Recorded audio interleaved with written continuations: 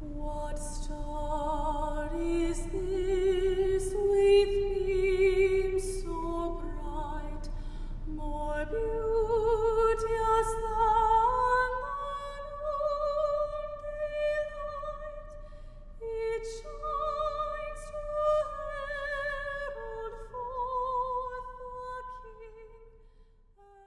the King. 5 days into the new year, January 5th, also known as Twelfth Night, the eve of Epiphany, which brings us to the end of Christmastide. And I find myself here at Old Stonewall Farm feeling a little, out of sorts. It's a little too early for the winter blahs, but I've been struggling with my commitment. I don't want to say resolution, but my commitment to really be in the God moment, to really slow down and not to get back to the craziness, the rush of produce and work and just have my value be measured by what I can produce. So it's 12th night here at the farm, and I am facing this really cold day, getting the eggs, and look at that. 3 this morning. 3 eggs in the nesting boxes. And so I vowed not to rush, not to open up the computer right away and check emails, but light the candles this morning as I prepare to make my breakfast and gradually and slowly and mindfully enter into this beautiful day, this 12th night. I am a little sad that this is the day that I will be taking down my Christmas decorations.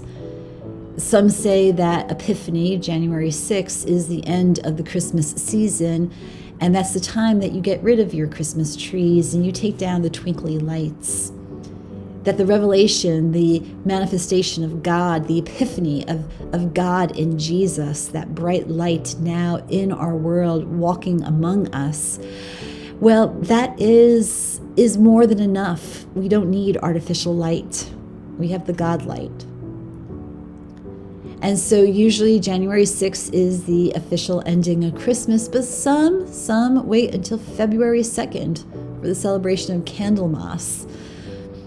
But I think here at the farm, I will be taking down my decorations after Epiphany is done. In colonial times, it was said that it was 12th night, the eve of Epiphany, in which the decorations would be taken down.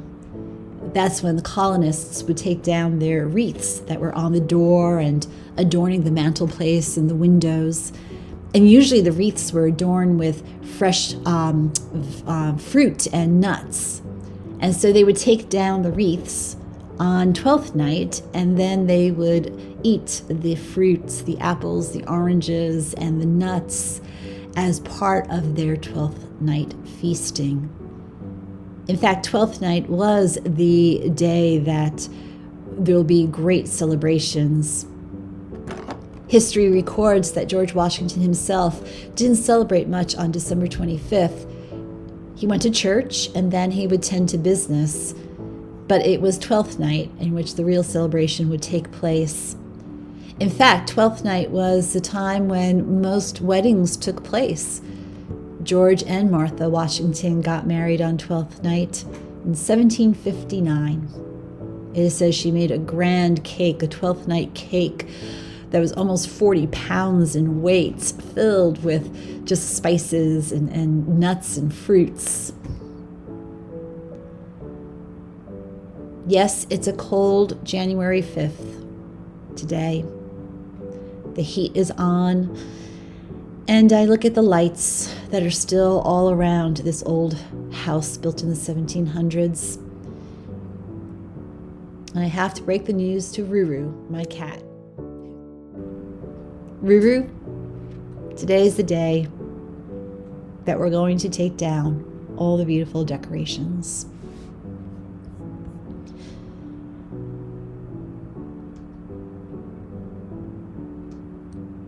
I shouldn't be sad. I shouldn't feel blah. For after all, Christmas is not just a holiday which then we pack away. Christmas is remembering that we've been given a new chapter, a new beginning, that we continue to light the light and shun the darkness. We put that candle in the window to welcome all, and we embrace the Christ light within us as we stare off into the sky this night, this 12th night, and we search out that beautiful star that led the wise men to the Christ child, that star that still guides us, the Epiphany star that makes us realize the gift of Emmanuel, God with us, is indeed shining upon us.